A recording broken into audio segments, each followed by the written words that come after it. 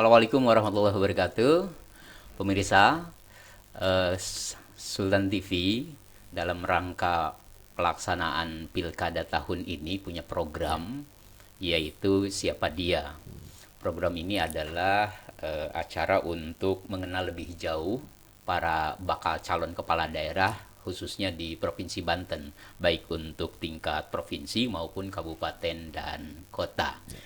Kali ini kita kedatangan seorang bakal calon yang beliau merupakan orang Pandeglang. Betul. Yang punya niat untuk maju menjadi salah satu bakal calon kepala daerah di Pandeglang.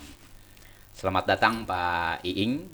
Nama Selamat lengkapnya datang. itu Pak Iing Andri Supriyadi. Iya. Sehat Kang ya? Alhamdulillah, Alhamdulillah. sehat, Kang Ocid. Ya, alhamdulillah hari ini saya diundang langsung oleh Sultan TV. Ini merupakan suatu kehormatan bagi saya sehingga saya bisa berbincang-bincang santai langsung dengan Juragan Sultan TV di Provinsi Banten ini. Terima kasih Pak. Kami merasa tersanjung atas kedatangan Bapak ini bersedia dan berkenan hadir di Sultan TV. Ya. Baik, Kang Iing, tahun ini kan kita akan pilkada ya. Ya. Pilkada ini bagi Banten adalah pengalaman pertama. Betul. Karena ini merupakan pilkada serentak yang menyerentakkan calon gubernur, juga calon bupati dan calon wali kota. Nah, karenanya baik bagi masyarakat maupun bagi penyelenggara ini menjadi pengalaman pertama. Ya. Mudah-mudahan walaupun sebagai pengalaman pertama lebih bisa sempurna kira-kira Amin. begitu ya. Ya. Dan pastinya tidak terlepas dari semua peran baik politisi, peserta, masyarakat, penyelenggara dan yang lainnya. Betul. Baik, Kak Iing, Siap. ini katanya mau maju di Kabupaten Pandeglang ya Insya Allah Bismillah. untuk periode ini. Iya. Mantap ini.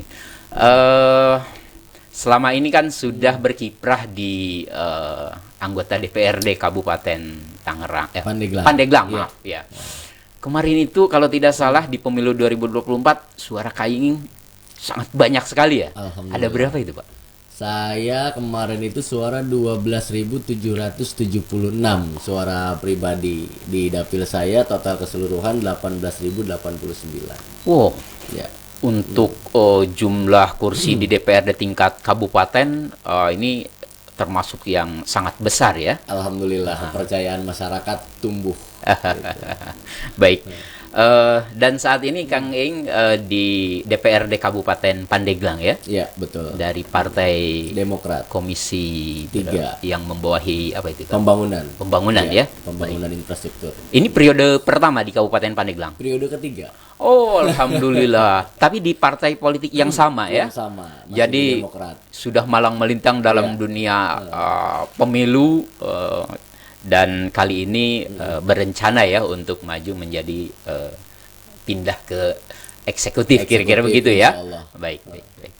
Nah, Kak Iing, sebelum menjabat anggota DPRD Kabupaten Pandeglang, saya baca itu ternyata sebelumnya Kang Iing ini santri juga ya. Karena saya baca itu katanya pernah di Tebu Ireng kalau tidak salah ya. Pernah di sana ya? Pernah di sana. Nyantri itu. Nyantri Berapa numpang tidur lah kira-kira. Berapa lama di sana? Saya di sana kurang lebih 2,5 tahun ya, karena pada saat itu SMA kelas 1 sampai dengan kelas 2. Tingkat SMA ya? SMA ya, pada saat SMA kelas 1 masuk Tebu Ireng. Seperti itu. Iya. Dan balik ke Pandeglang, sekolah di Pandeglang, lulus kuliah 2011. Setelah itu 2014 saya bismillah nawaitu mencalonkan diri jadi anggota DPRD Kabupaten Pandeglang di Dapil 3 Pada pemilu tahun berapa itu? 2014. Oh, 2014. 2014. Ya, 2014 setelah lulus kuliah, karena pada zaman kuliah itu biasalah masa-masanya anak muda atau aktivis berdemonstrasi menyampaikan aspirasi kepada pemerintah daerah, Iya. pada pemerintah provinsi untuk bagaimana menyalurkan aspirasi masyarakat. Seperti itu, sehingga terbentuk sebuah pemikiran bahwa sesungguhnya yang efektif itu menjadi parlemen di dalam kantor gitu. Oh gitu ya. Daripada kita menjadi parlemen di jalanan. Artinya dalam tanda kutip bukan berarti jadi parlemen jalanan ini tidak memberikan dampak manfaat yang positif gitu, tapi setidaknya ketika kita masuk ke parlemen maka kita akan bisa mengawal apa yang kita suarakan, suara rakyat dikawal di DPRD supaya bagaimana bisa direalisasikan. Oke. Keren sekali. Saya baru mendengar istilah ada istilah parlemen apa tadi? Parlemen jalanan. Parlemen jalanan ya. Ya. Baik.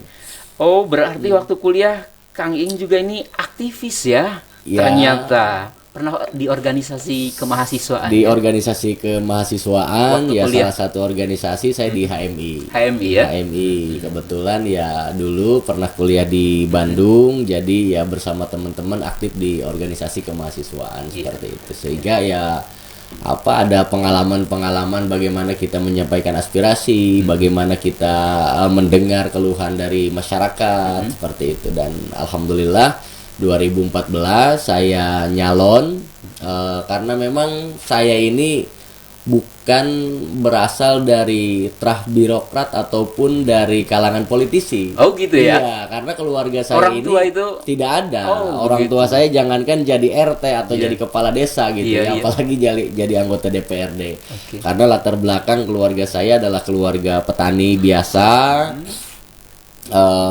Di kampung ya memang berwirausaha ya kayak jualan apa namanya hasil perkebunan, Iya. hasil sawah dan lain sebagainya. Tapi ya karena ada keinginan untuk bagaimana mengabdikan diri untuk membangun Kabupaten Pandeglang, saya izin ke orang tua saya, ke emak dan abah saya, dan alhamdulillah mendapatkan restu sehingga saya bismillah pada saat itu 2014 nyalon di Partai Demokrat gitu. Iya, Usia saya dulu 26 tahun. pada saat pertama Pada menjadi saat anggota pertama DPRD menjadi Kabupaten anggota DPRD Pandeglang. Kabupaten Pandeglang. Oh, masih muda ya, Masih terhitung muda pada saat muda, itu. karena ya pada saat itu dinobatkan sebagai anggota DPRD termuda di Kabupaten Pandeglang. Oh, Gitu. sampai ada penobatan segala ya sebagai yang paling apa muda. namanya perbincangan publik ketika di breakdown gitu. Usia anggota DPRD itu saya pada saat itu paling muda. Oke. Sehingga ya mudah-mudahan membawa inspirasi bagi para generasi muda di Kabupaten Pandeglang untuk bagaimana bisa mengabdikan dirinya untuk masyarakat Kabupaten Pandeglang. Pada saat itu saya mendapatkan suara 3.212.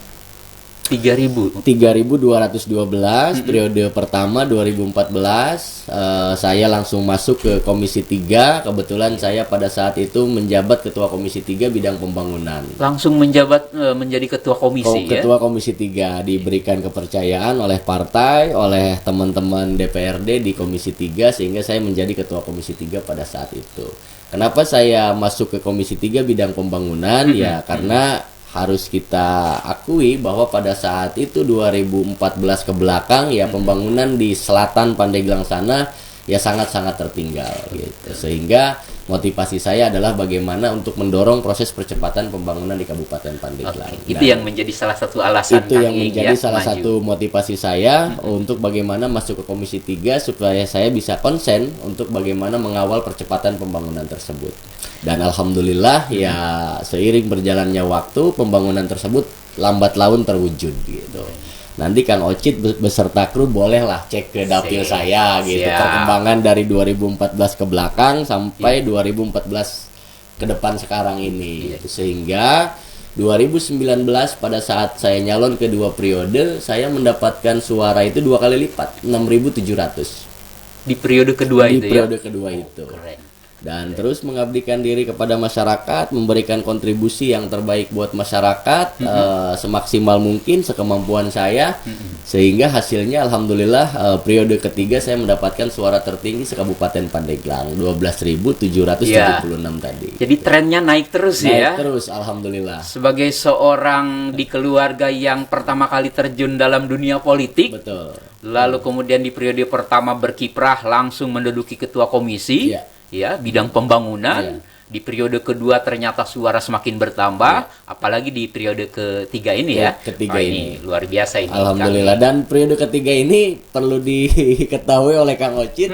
bahwa saya nyalon itu saya nyalon, istri saya nyalon, sepupu saya nyalon. Oh, tapi bukan nepotisme kan? Bukan nepotisme. Tujuannya apa? Tujuannya karena kalau DPRD itu kan hanya berbicara basis dapil. Nah, contoh saya dapil 3. Maka saya ya tentu 60% pembangunan saya, aspirasi saya ke dapil 3 gitu. Sementara masyarakat Kabupaten Pandeglang ya semua membutuhkan pembangunan itu. Sehingga saya berinisiatif ngobrol dengan keluarga, ya udahlah kita bismillah, kita hibahkan diri kita buat masyarakat Kabupaten Pandeglang, kita niatkan untuk ibadah kepada Allah. Sehingga 2024 kemarin saya mencalonkan istri saya di dapil 2. Terus saya mencalonkan sepupu saya di dapil 6. Dari partai politik yang sama? Dari partai politik yang sama. Oh gitu. Hanya beda dapil. Terpilih mereka ya? Dan alhamdulillah terpilih. Suara istri saya itu 7.500 sekian, tertinggi di dapilnya dari seluruh partai politik. Terus sepupu saya di dapil 6 juga mendapatkan suara 10.000 sekian, tertinggi di dapilnya dan suara kedua terbesar setelah saya se-Kabupaten Pandeglang. Jadi tiga-tiganya untuk DPRD Kabupaten Pandeglang. Untuk DPRD Kabupaten Pandeglang. Gitu. Dan saya juga sebenarnya Kang Ocit ya cek ombak gitu. Cek ombak itu bukan berarti saya mau maju pilkada. Cek ombak itu adalah apakah saya sudah memberikan dampak manfaat yang positif terhadap seluruh masyarakat Kabupaten Pandeglang, atau saya hanya bermanfaat baru untuk dapil saya, dapil 3 gitu. Karena pembangunan ini bukan hanya terfokus ke dapil 3 dong, karena kebijakan saya adalah se-Kabupaten Pandeglang. Sehingga saya cek ombak, saya menangkap respon publik terhadap saya, apakah mereka puas dengan pelayanan kita selama menjadi anggota DPRD ya kurang lebih 8 tahun. Dan alhamdulillah faktanya saya alhamdulillah diterima oleh publik, sehingga istri dan sepupu saya pun terpilih menjadi anggota DPR. Ini luar biasa ini. Alhamdulillah. Kang Iing, ngomong-ngomong nih perihal Kang Iing tadi yang sekarang periode ketiga, dan di periode ketiga ini anggota keluarga juga ada yang jadi ya. Nah, itu juga kemudian yang menyebabkan mengapa untuk periode sekarang ada niatan untuk maju sebagai salah satu calon kepala daerah. Saya berpikir bahwa aspirasi DPRD itu beda dengan kebijakan eksekutif. Nah, kalau kebijakan eksekutif ini tentu menyeluruh gitu, sebagai bagian daripada kebijakan secara umum, baik itu infrastruktur jalan, pendidikan, kesehatan, pertanian, pariwisata dan lain sebagainya, termasuk kepemudaan. Gitu, sehingga ya bagaimana saya bisa mengabdikan diri saya untuk Pandeglang adalah untuk bagaimana merealisasikan apa yang masyarakat Pandeglang butuhkan saat ini. Baik, menarik sekali ini niatan untuk memandang bahwa eksekutif ternyata lebih strategis dalam mengeluarkan ide gagasan sekaligus eksekusi terhadap program pemerintahan. Baik, Kak Iing, ini sangat menarik sekali dan kita nanti akan lanjut pada segmen berikutnya. Baik ya. Pemirsa, demikian tadi di segmen pertama bincang-bincang kami bersama Kang Iing Andri Supriyadi. Boleh minum dulu?